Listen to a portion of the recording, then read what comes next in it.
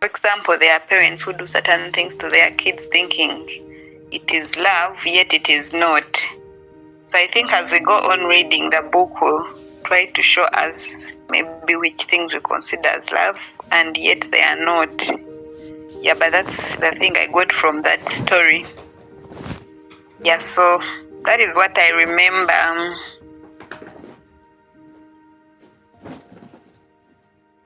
Thank you so much, Angel, for that. Paris, your blue notebook, it is Remy with it. Yeah, she kept it. Indeed, you forgot it behind, but don't worry, it's in safe hands. You'll have it anytime. Yeah. Thank you so much, Angel. Indeed, you missed. Keep admiring the things. We believe the next meetup you won't miss. Yeah. Otherwise, who is next to fill us in with last week's recap? Anyone ready? Yes. Thank you so much, Brenda. Thank you, Angelina, for that. You've reminded me of something when you are giving your take home. I'm not going to say much. I think the author mentioned that love is both intention and action. So the intention, the thing you mentioned, that why are you doing the things you do? The things you're doing should also be stemmed from love. Like that example Angelina was mentioning, I think the mom was driving the child to school back and forth and would not let him board the school bus because she was scared. It wasn't coming from a place of love. However, Kunguru, you may be seeing it as though this mother loves the child so much. She drives him to school until the boy had reached high school. The mother would still drop him and then bring him back home herself. But she was doing it from a place of fear and not necessarily that she loves her son, of course, but she was not, that particular action, she was not doing it from a place of majorly love, but from a place of fear. Yeah, thank you. Yeah, and love is mostly effort. Love is a doing what? Yeah, and it is making sure that your spiritual growth, and it's making sure that you're growing spiritually, and also other people around you whom you say you love are growing spiritually. So love is seeing other people grow spiritually. But you have to also concentrate on yourself. You cannot pour from an empty cup. Anyway, those are some of the things the author was mentioning. Thank you.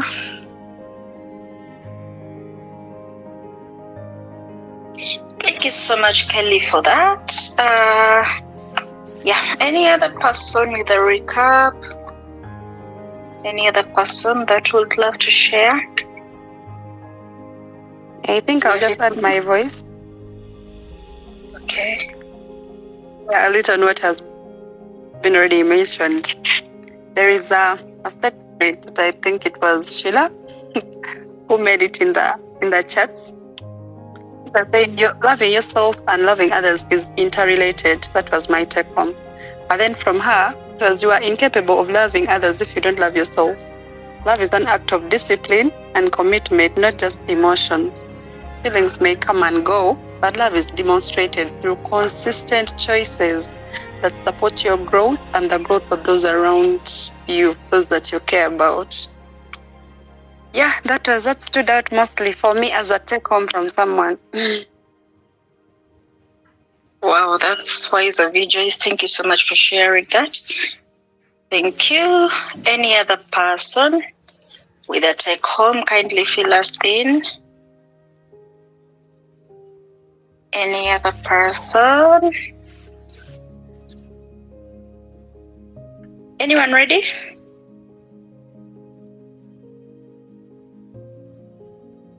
Don't tell me we are exhausted or we've exhausted. We are still in love moment.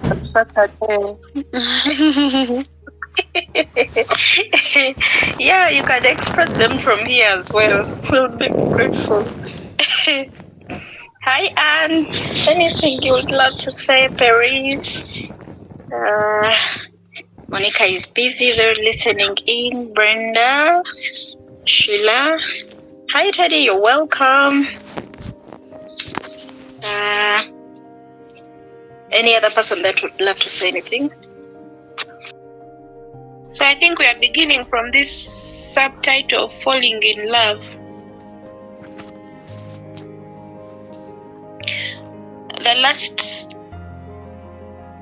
So let me just read the last statement of that last paragraph. He says, I have therefore chosen to begin exploring the nature of love by examining what love is not. So let's begin with falling in love. Of all the misconceptions about love, the most powerful and yes? Page? Oh, sorry. We are on page 86, just above 87 in the book. Have you seen it?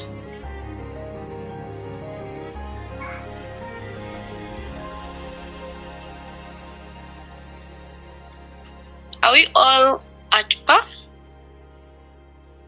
Yes. All right. So, of all questions about love, the most powerful and pervasive is the belief that falling in love is love, or at least one of the manifestations of love. It is a potent misconception because falling in love is subjectively experienced in a very powerful fashion as an experience of love. When a person falls in love, what he or she certainly feels is, I love him or I love her. But two problems are immediately apparent. The first is that the experience of falling in love is specifically a sex-linked erotic experience. We do not fall in love with our children, even though we may love them very deeply. We do not fall in love with our friends of the same sex unless we are homosexually oriented, even though we may care for them greatly.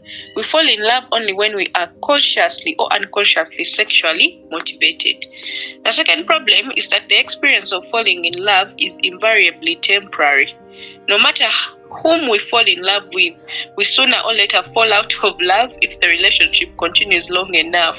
This is not to say that we invariably cease loving the person with whom we fell in love, but it is to say that the feeling of ecstatic lovingness that characterizes the experience of falling in love always passes. The honeymoon always ends. The bloom of romance always fades.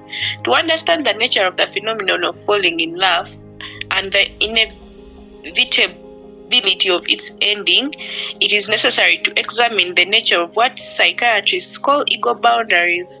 From what we can ascertain by indirect evidence, it appears that the newborn infant during the first few months of its life does not distinguish between itself and the rest of the universe. When it moves its arms and legs, the world is moving. When it is hungry, the world is hungry. When it sees its mother move, it is as if it is moving. When its mother sings, the baby does not know that it is itself not making the sound. It cannot distinguish itself from the crib, the room, and its parents. The animate and the inanimate are the same. There is no distinction yet between I and thou. It and the world are one. There are no boundaries, no separations, there is no identity. But with experience, the child begins to experience itself, namely as an entity separate from the rest of the world. When it is hungry, mother doesn't always appear to feed it. When it is playful, mother doesn't always want to play. The child then has the experience of its wishes not being its mother's command. Its will is experienced as something separate from its mother's behavior. A sense of the me begins to develop. This interaction between the infant and the mother is believed to be the ground out of which the child's sense of identity begins to grow. It has been observed that when the interaction between the infant and its mother is grossly disturbed, for example, when there is no mother, no satisfactory mother substitute, or when because of her own mental illness the mother is totally uncaring or uninterested, then the infant grows into a child or adult whose sense of identity is grossly defective in the most basic ways. As the infant recognizes its will to be its own and not that of the universe, it begins to make other distinctions between itself and the world. When it wills movement, its arm waves before its eyes, but neither the crib nor the ceiling move. Thus the child learns that its arm and its will are connected, and therefore that its arm is its and not something or someone else's. In this manner, during the first year of life, we learn the fundamentals of who we are and who we are not, what we are and what we are not. By the end of our first year, we know that this is my arm, my foot, my head, my tongue, my eyes, and even my viewpoint, my voice, my thoughts, my stomach ache, and my feelings. We know our size and our physical limits. These limits are our boundaries. The knowledge of these limits inside our minds is what is meant by ego boundaries. The development of ego boundaries is a process that continues through childhood, into adolescence, and even into adulthood. But the boundaries established later are more psychic than physical. For instance, the age between 2 and 3 is typically a time when the child comes to terms with the limits of its power. Well, before this time, the child has learned that its wish is not necessarily its mother's command. It still clings to the possibility that its wish might be its mother's command, and the feeling that its wish should be her command. It is because of this hope and feeling that the 2-year-old usually attempts to act like a tyrant and autocrat, trying to give orders to its parents, siblings, and family pets as if they were minions in its own private army, and responds with regal fury when they won't be dictated to. Thus, parents speak of this age as the terrible twos. By the age of 3, the child has usually become more tractable and mellow as a result of unacceptance of the reality of its own relative powerlessness. Still, the possibility of omnipotence is such a sweet, sweet dream that it cannot be completely given up even after several years of very painful confrontation with one's own impotence. Hello now, could you kindly mute? Thank you. Although the child of 3 has come to accept the reality of the boundaries of its power, it will continue to escape occasionally for some years to come into a world of fantasy in which the possibility of omnipotence, particularly its own, still exists. This is the world of Superman and Captain Marvel. Yet, gradually, even the superheroes are given up, and by the time of mid-adolescence, young people know that they are individuals, confined to the boundaries of their flesh and the limits of their power. Each one is a relatively frail and impotent organism existing by only cooperation within a group of fellow organisms called society. Within this group, they are not particularly distinguished, yet they are isolated from others by their individual identities, boundaries, and limits. It is lonely behind these boundaries. Some people, particularly those whom psychiatrists call schizoid because of unpleasant, traumatizing experiences in childhood, perceive the world outside of themselves as unredeemably dangerous, hostile, confusing, and unnaturing. Such people feel their boundaries to be protecting and comforting and find a sense of safety in their loneliness. But most of us feel our loneliness to be painful and yearn to escape from behind the walls of our individual identities to a condition in which we can be more unified with the world outside of ourselves. The experience of falling in love allows us this escape temporarily. The essence of the phenomenon of falling in love is a sudden collapse of a section of an individual's ego boundaries, permitting one to merge his or her identity with that of another person.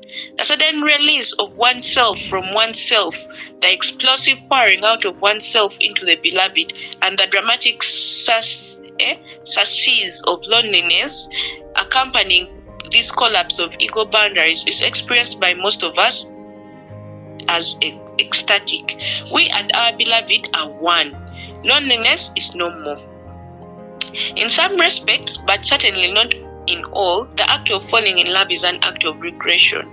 The experience of merging with the loved one has in it echoes from the time when we merged with our mothers in infancy. Along with the merging, we also experienced a sense of omnipotence, which we had to give up in our journey out of childhood. All things seem possible. United with our beloved, we feel we can conquer all obstacles. We believe that the strength of our love will cause the forces of opposition to bow down in submission and melt away into the darkness. All problems will be overcome. The future will be all light. The unreality of these feelings when we have fallen in love is essentially the same as the unreality of the 2-year-old who feels itself to be the king of the family and the world with power unlimited. Just as reality intrudes upon the 2-year-old's fantasy of omnipotence, so does reality intrude upon the fantastic unity of the couple who have fallen in love. Sooner or later, in response to the problems of daily living, individual will reassert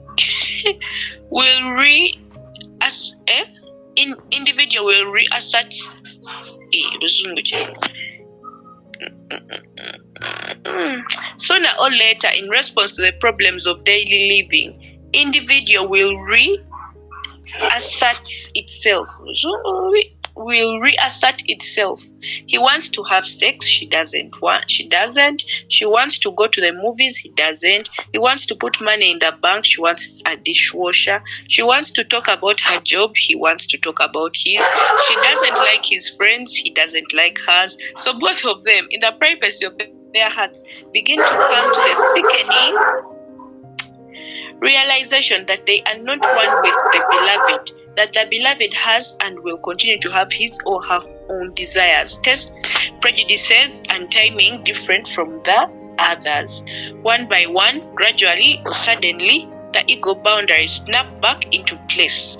Gradually or suddenly, they fall out of love. Once again, they are two separate individuals. At this point, they begin either to dissolve the ties of their relationship or to initiate the work of real loving. By my use of the word real, I am implying that the perception that we are loving when we fall in love is a false perception, that our subjective sense of lovingness is an illusion. Full elaboration of real love will be deferred until later in this section. However, by stating that it is when a couple falls out of love they may begin to real love, I am also implying that real love does not have its roots in a feeling of love. To the contrary, real love often occurs in a context in which the feeling of love is lacking, when we act lovingly despite the fact that we don't feel loving. Assuming the reality of the definition of love with which we started, the experience of falling in love is not real love for the several reasons that follow. Falling in love is not an act of will, it is not a conscious choice. No matter how open to or eager for it we may be, experience may still elude us. Contrarily, the experience may capture us at times when we are definitely not seeking it. When it is inconvenient and undesirable, we are as likely to fall in love with someone with whom we are obviously ill-matched as with someone more suitable. Indeed, we may not even like or admire the object of our passion, yet try as we might, we may not be able to fall in love with a person whom we deeply respect and with whom a deep relationship would be in all ways desirable. This is not to say that the experience of falling in love is immune to discipline. Psychiatrists, for instance, frequently fall in love with their patients, just as their patients fall in love with them. Yet out of duty to the patient and their role, they are usually able to abort the collapse of their ego boundaries and give up the patient as a romantic object. The struggle and suffering of the discipline involved may be enormous, but discipline and will can only control the experience. They cannot create it. We can choose how to respond to the experience of falling in love, but we cannot choose the experience itself. Falling in love is not an extension of one's limits or boundaries. It is a partial and temporary collapse of them. The extension of one's limits requires effort. Falling in love is effortless. Lazy and undisciplined individuals are as likely to fall in love as energetic and dedicated ones. Once the precious moment of falling in love has passed and the boundaries have snapped back into place, the individual may be disillusioned but is usually none the larger for the experience. When limits are extended or stretched, however they tend to stay stretched, real love is a permanently self-enlarging experience. Falling in love is not. Falling in love has little to do with purposefully nurturing one's spiritual development. If we have any purpose in mind when we fall in love, it is to terminate our own loneliness and perhaps ensure this result through marriage. Certainly, we are not thinking of spiritual development. Indeed, after we have fallen in love and before we have fallen out of love again, we feel that we have arrived, that the heights have been attained, that there is both no need and no possibility of going higher. We do not feel ourselves to be in any need of development. We are totally content to be where we are. Our spirit is at peace. Nor do we perceive our beloved as being in need of spiritual development. To the contrary, we perceive him or her as perfect, as having been perfected. If we see any faults in our beloved, we perceive them as insignificant little quirks or darling eccentricities that only add color and charm. Red flags. If falling in love is not love, then what is it other than a temporary and partial collapse of ego boundaries? If falling in love is not love, then what is it other than a temporary and partial collapse of ego boundaries? I do not know, but the sexual specificity of the phenomenon leads me to suspect that it is a genetically determined instinctual component of mating behavior. In other words, the temporary collapse of ego boundaries that constitutes falling in love is a stereotypic response of human beings to a configuration of internal sexual drives and external sexual stimuli, which serves to increase the probability of sexual pairing and bonding so as to enhance the survival of the species. Or to put it in another, rather crass way, falling in love is a trick that our genes pull on our otherwise perspective mind to hoodwink or trap us into marriage. Frequently, the trick auri one way or another, as when the sexual drives and stimuli are homosexual, or when other forces, parental interference, mental. Let me read this thing again. I'm going back a few lines up. Or to put it in another rather crass way, falling in love is a trick that our genes pull on our otherwise perceptive mind to hoodwink or trap us into marriage. Frequently, the trick goes awry one way or another, as when the sexual drives and stimuli are homosexual, or when other forces, parental interference, mental illness, conflicting responsibilities, or mature self-discipline supervene to prevent the bonding. On the other hand, without this trick, this illusory and inevitably temporary, it will not be practical were it not temporary, regression to infertile merging and omnipotence. Many of us who are happily or unhappily married today would have retreated in wholehearted terror from the realism of the marriage vows.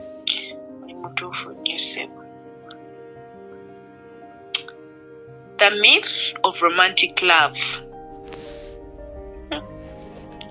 The first myth was falling in love. Now we are on the second one. The myth of romantic love.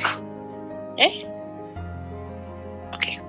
To serve as effectively as it does to trap us into marriage, the experience of falling in love probably must have as one of its characteristics the illusion that the experience will last forever. This illusion is fostered in our culture by the commonly held myth of romantic love, which has its origin in our favorite childhood fairy tales, wherein the prince and the princess, once united, live happily forever after. The myth of romantic love tells us in effect that for every young man in the world, there is a young woman who was meant for him, and vice versa. Moreover, the myth implies that there is only one man meant for a woman and only one woman for a man, and this has been predetermined in the stars. When we meet the person for whom we are intended, recognition comes through the fact that we fall in love. We have met the person for whom all the heavens intended us, and since the match is perfect, we will then be able to satisfy all of each other's needs forever and ever, and therefore live happily forever after in perfect union and harmony. Should it come to pass, however, that we do not satisfy or meet all of each other's needs and friction arises and we fall out of love, then it is the stars. We did not hook up with our one and only perfect match. What we thought was love was not real or true love, and nothing can be done about the situation except to live unhappily ever after or get divorced. While I generally find that great myths are great precisely because they represent that and embody great universal truth, and we'll explore several such myths later in this book, the myth of romantic love is a dreadful lie. Perhaps it is a necessary lie in that it ensures the survival of the species by its encouragement and seeming validation of the falling in love experience that traps us into marriage. But as a psychiatrist, I weep in my heart almost daily for the ghastly confusion and suffering that this myth fosters. Millions of people waste vast amounts of energy desperately and futilely attempting to make the reality of their lives conform to the unreality of the myth. Mrs. A subjugates herself absurdly to her husband out of a feeling of guilt. I didn't really love my husband when we married, she says. I pretended I did. I guess I tricked him into it. So I have no right to complain about him, and I owe it to him to do whatever he wants. Mr. B laments. I regret I didn't marry Miss C. I think we could have had a good marriage, but I didn't feel head over heels in love with her, so I assumed she couldn't be the right person for me.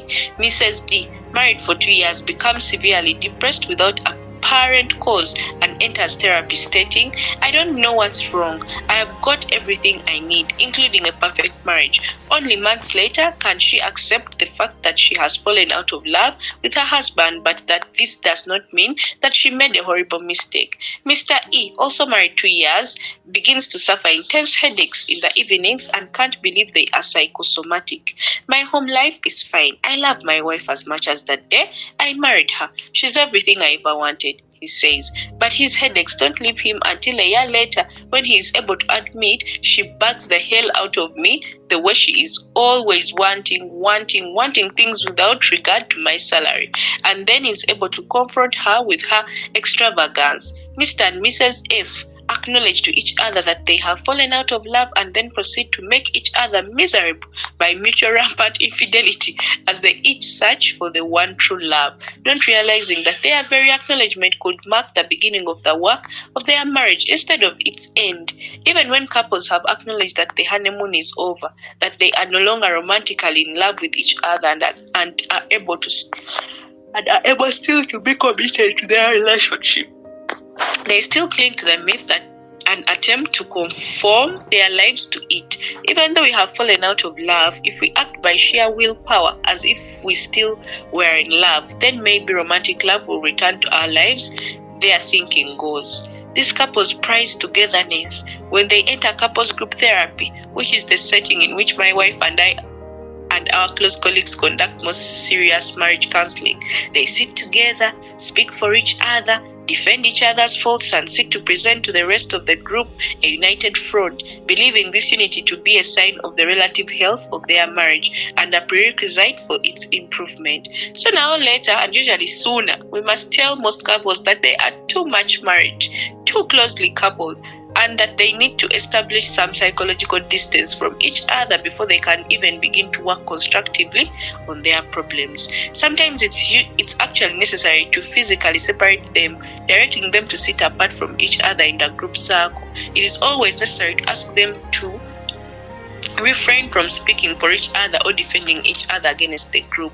Over and over again, we must say, let Mary speak for herself. John can defend himself. Mary, he's strong enough. Ultimately, if they stay in therapy, all couples learn that a true acceptance of their own and each other's individuality and separateness is the only foundation upon which a mature marriage can be based and real love can grow.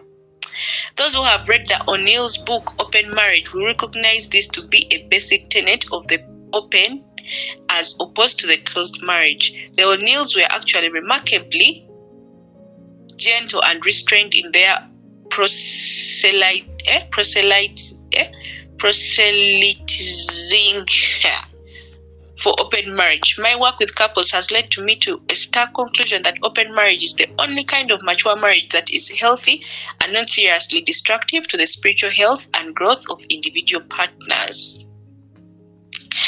I don't think they're talking about the open marriage that is in your heads, guys. More about ego boundaries. Having proclaimed that the experience of falling in love is a sort of illusion which in no way constitutes real love, let me conclude by shifting into reverse and pointing out that falling in love is in fact very, very close to real love. Indeed, the misconception that falling in love is a type of love is so potent precisely because it contains a grain of truth. The experience of real love also has to do with ego boundaries. Since it involves an extension of one's limits are one's ego boundaries. When we extend our limits through love, we do so by reaching out, so to speak, toward the beloved, whose growth we wish to nurture. For us to be able to do this beloved object must first become beloved to us. In other words, we must be attracted toward, investment in, and committed to an object outside of ourselves beyond the boundaries of self. Psychiatrists call this process of attraction, investment, and commitment cathesis, and say that we cathect the beloved object. But when we cathect an object outside of ourselves, we also psychologically incorporate a representation of that object into ourselves. For example, let us consider a man who gardens for a hobby. It is a satisfying and consuming hobby. He loves gardening. His garden means a lot to him. This man has cathected his garden. He finds it attractive. He has invested himself in it. He's committed to it so much so that he may jump out of bed early Sunday morning to get back to it. He may refuse to travel away from it, and he may even neglect his wife for it. In the process of his cathexis, and in order to nurture his flowers and shrubs, he learns a great deal. He comes to know much about gardening, about soils and fertilizers, rooting and pruning, and he knows his particular garden, its history, the types of flowers and plants in it, its layout, its problems, and even its future. Despite the fact that the garden exists outside of him, through his cathexis, it has also come to exist within him. His knowledge of it and the meaning it has for him are part of him, falling of his identity, part of his history, part of his wisdom. By loving and cathecting his garden, he has in quite a real way incorporated the garden within him, and by this incorporation his self has become enlarged and his ego boundaries extended. What transpires then is, in the course of many years of loving, of extending our limits of our cathexis, is a gradual but progressive enlargement of the self and incorporation within of the world without, and a growth, a stretching and a thinning of our ego boundaries. In this way, the more and longer we extend ourselves, the more we love, the more blurred becomes the distinction between the self and the world. We become identified with the world, and as our ego boundaries become blurred and thinned, we begin more and more to experience the same sort of feeling of ecstasy that we have when our ego boundaries partially collapse and we fall in love. Only instead of having merged temporarily and unrealistically with a single beloved object, we have merged realistically and more permanently with much of the world. A mystical union with the entire world may be established. The feeling of ecstasy or bliss associated with this union, while perhaps more gentle and less dramatic than that associated with falling in love, is nonetheless much more stable and lasting and ultimately satisfying. It is the difference between the peak experience typified by falling in love and what Abraham Maslow has referred to as the plateau experience. The heights are not suddenly glimpsed and lost again. They are attained forever. It is obvious and generally understood that sexual activity and love, while they may occur simultaneously, often are disassociated because they are basically separate phenomena. In itself, making love is not an act of love. Nonetheless, the experience of sexual intercourse, and particularly of orgasm, even in masturbation, is an experience also associated with a greater or lesser degree of collapse of ego boundaries and attendant ecstasy. It is because of this collapse of ego boundaries that we may shout at the moment of climax, "I love you," to a prostitute for whom, moments later, after the ego boundaries have snapped back into place, we may feel no shred of affection, liking, or investment. This is not to say that the ecstasy of the orgasmic experience cannot be heightened by sharing it with one who is beloved. It can, but even without a beloved partner or any partner, the collapse of ego boundaries occurring in conjunction with orgasm may be total. For a second, we may totally forget who we are, lose track of self, be lost in time and space, be outside of ourselves, be transported. We may become one with the universe, but only for a second. In describing the prolonged oneness with the universe associated with real love as compared to the momentary oneness of orgasm, I use the words mystical union. Mysticism is essentially a belief that reality is oneness. The most literal of mystics believe that our common perception of the universe as containing multitudes of discrete objects, stars, planets, trees, birds, houses, ourselves, all separated from one another by boundaries, is a misperception and illusion.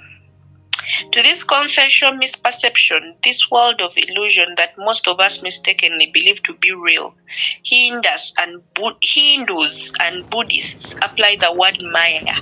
They and other mystics hold that true reality can be known only by experiencing the oneness through a giving up of ego boundaries. It is impossible to really see the unity of the universe as long as one continues to see oneself as a discrete object, separate and distinguishable from the rest of the universe in any way, shape, or form.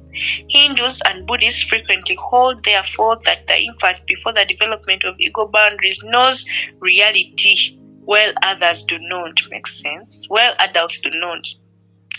Some even suggest that the path towards enlightenment or knowledge of the oneness of reality requires that we regress or make ourselves like infants. This can be a dangerously tempting doctrine for certain adolescents and young adults who are not prepared to assume adult responsibilities, which seem frightening and overwhelming and demanding beyond their capacities. I do not have to go through all this. Such a person may think, I can give up trying to be an adult and retreat from adult demands into sainthood. Schizophrenia, however, rather than sainthood, is achieved by acting on this supposition.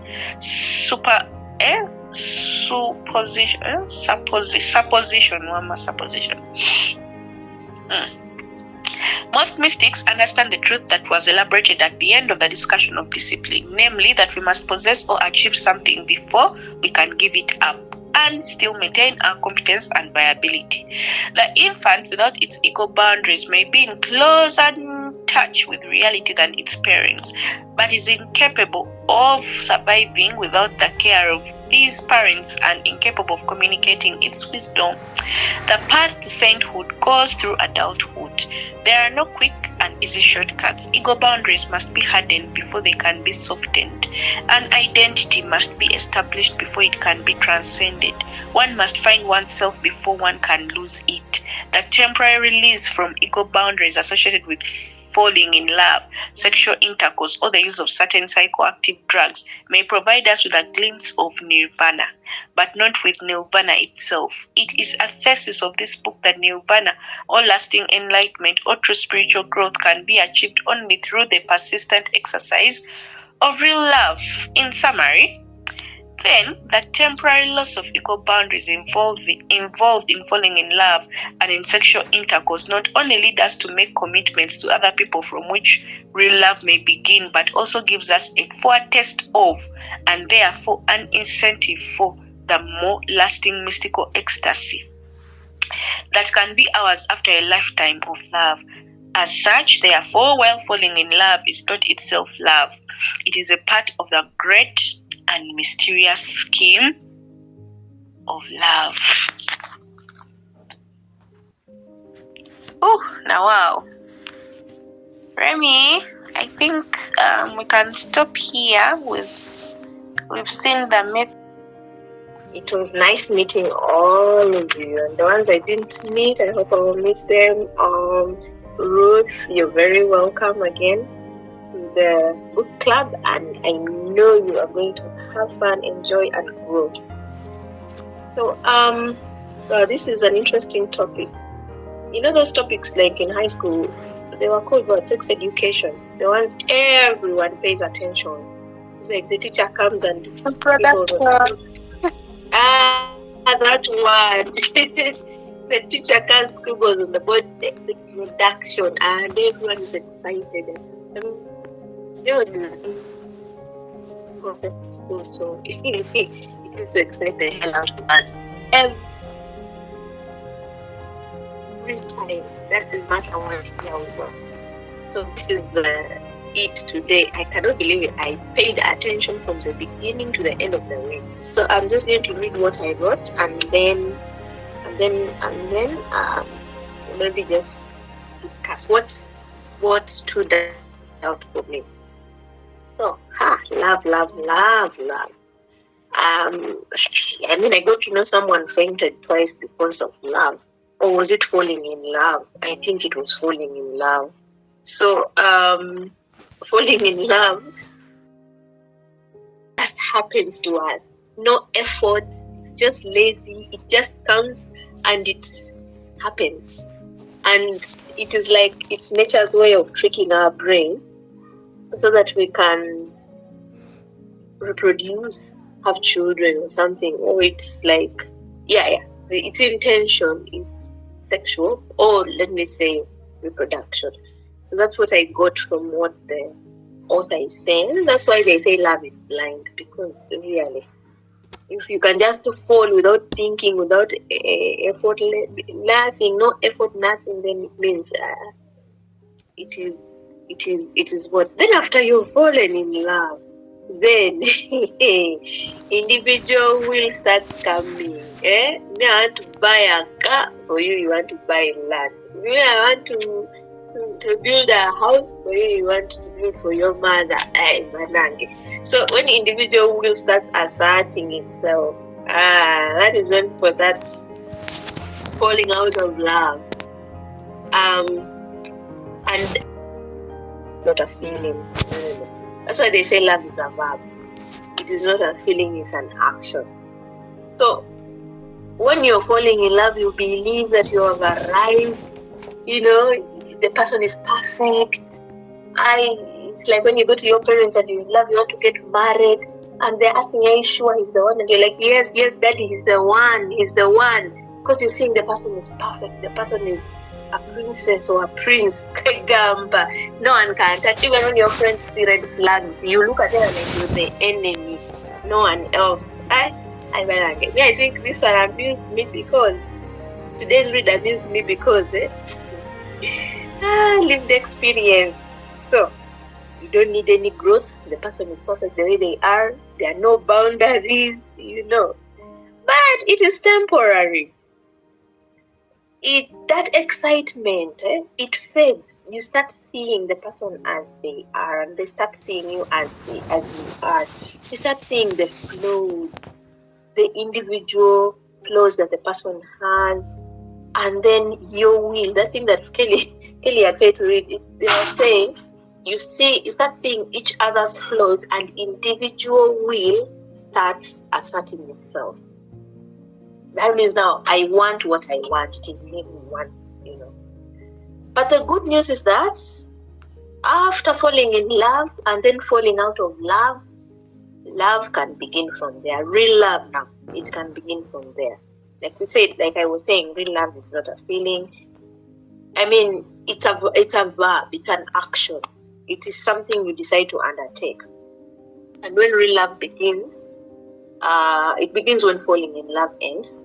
And if the two people so wish, they make a conscious choice or conscious decision to choose each other, despite the flaws. Like I swear, this person comes into the house, throws their shoes, the other side, well, does this, starts, pushing the toothpaste from the middle of disorganized. When you enter the bedroom, it is not well made, or what? Like basically, you start seeing all these flaws. She's too loud, she's what? Then you say, okay, despite all these things, I am going to commit, I'm going to choose this person, I'm going to grow together with this person, I'm going to choose to solve our problems when they come, and I'm going to stay. And that's when love, that's now when you start saying that these people are in love, or they have love. Okay, now that's when you use the love thing. But the other one of falling in love, that's why it's called a crush. You crush. Over you crush and burn. Then you come out the other side stronger. So, two things. Romantic love is a myth. It is a lie. You know, when I was growing up, I really read a lot of romantic novels. And I think it distorted my thinking of this thing called love. Because I would romanticize everything. So, romantic life is a myth. I wish I had known this before. But it's never too late. And then, another thing that has amused me is that he said sex or sexual activity is not an act of love. Okay, it's not a surprise. But hearing him explain it was quite enlightening for me. So I always wonder, why do they call it making love if indeed it is not an act of love? See, they are the ones who are misleading us, the world. So from today, I'm going to stop calling it making love. I'm going to call it as it is: sex or sexual intercourse, period. I don't know how to say that in Luganda, because usually I say that in Luganda to my patients or participants. Kelly is going to help me to say it. And then, I think those are my take home. Is if I've forgotten anything? Those are my take homes. So, thank you. Thank you so much, Kelly, for reading. Thank you so much, ladies, for telling. So my take home, things kept on rewinding as Kelly was reading. When the writer was talking about how young children can't differentiate, like when they've just been born, they can't differentiate from the world. So they feel like the whole world is around them. I could relate to know how we have kids and Agamba, this is what I want, and it's like they want you to be in there. How the baby wants the mother's wish, like their wish to be the mother's wish as well, or actually to be a command. Like, okay. So it stood out for me when the writer related it to how it also grows into our adulthood, that as you are relating with someone, you're like, okay, I've fallen in love with someone, but after the honeymoon, I start to know that the honeymoon will end. But this, the lovey-dovey moment will come when they are normal. And then what you had temporarily, actually said falling in love, is a temporary let go of your ego boundaries. But when the honeymoon is done, they will set in. So the writer was telling us about how love is more of an enlarging. There is a statement he used. It's not just about you thinking that someone will fit into you and then you also fit into them. And they talked about the stories, the fairy tales related to the Cinderella, how we used to see Queen of your princess, and that's how it shall be ever after, happily ever after. And if it doesn't work out, the story ends. But falling in love and the romantic me, they've done me well, relating and knowing how to go about it, that it is effortless. And when the writer said it is both to the lazy and to the strong, we all fall in it the same way. But when it is that temporary feeling has elapsed, our ego boundaries will still come back and set in. You had tried to fit in your phone security and all this, but the boundaries at a certain point when the honeymoon, is still resonating, when the honeymoon. So there is that first moment of the honeymoon being there, but after the honeymoon, you have to be in the reality. You have to face the reality.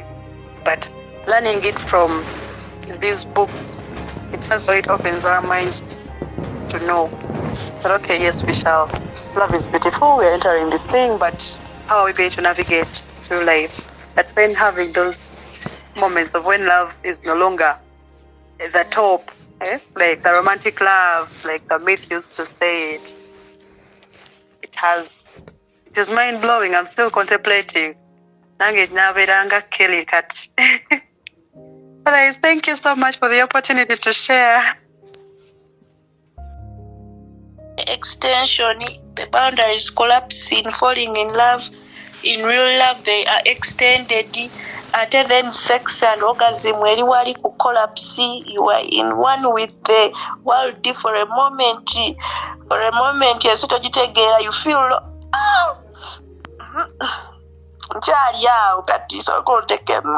still there. That concept of falling in love being a myth, he has really explained well, and how it comes from childhood.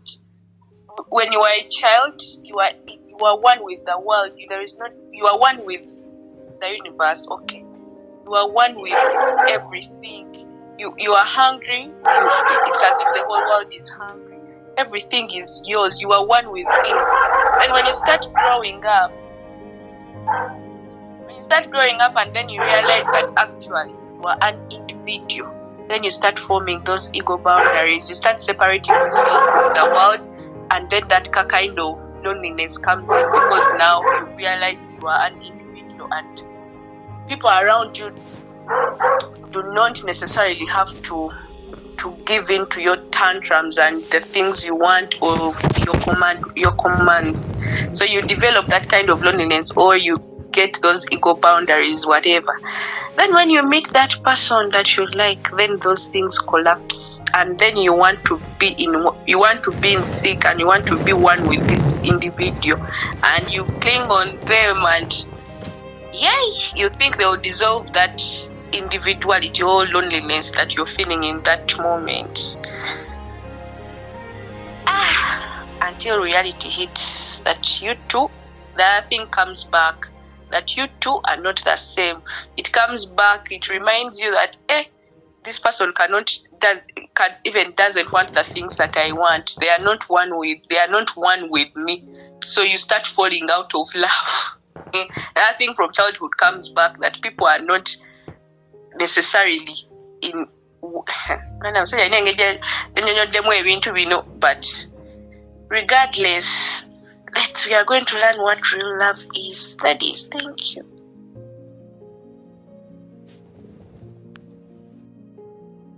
You apparently, Kelly. Thank you, Kelly, for reading. Sorry. Thank you, Anne, for the amazing take home, and Joyce. We all stopped. Shalona said she's still going to read, and still we'll wait for you. And gave it all, I would say. And Kelly elaborated the book properly. So basically, I don't have much to say. The only thing I remember, I think, was ego. That ego that we have, mostly when they said the part of divorce and everything, but mostly I always believe what makes everything else fall apart is the ego. When no one wants to put their ego down, things fall apart. We all want to show our power. We all want to prove a point. We all want to be seen. So, not until one of the partners accept that, anyway, let everything be, and we enjoy this marriage, or we enjoy this love, even if it's a boyfriend, girlfriend. If everyone wants to prove a point, things will still not work out. So, me, when it comes to love, I go slow on it. I watch. But thank you.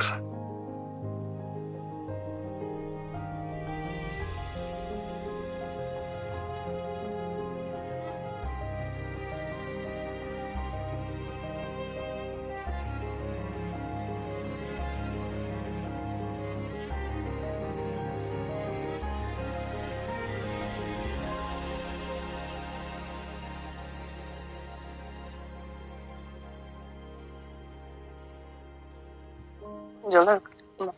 Some ourselves to a word of prayer.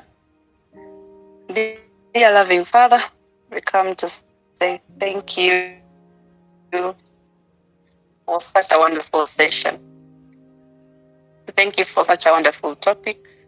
We thank you for you have enabled us to read and to learn all that we've been able to learn. Thank you for every member that has been able to share about our families.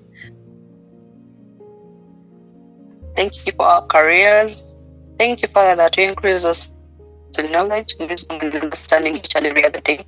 And even as we're going to rest this evening, we thank you and you give us good sleep. We thank you, Father, that days ahead of us are good. And we know that when we meet on Wednesday, we shall be sharpening ourselves more and more to the glory of your name. In Jesus' mighty name I prayed and believe. Amen.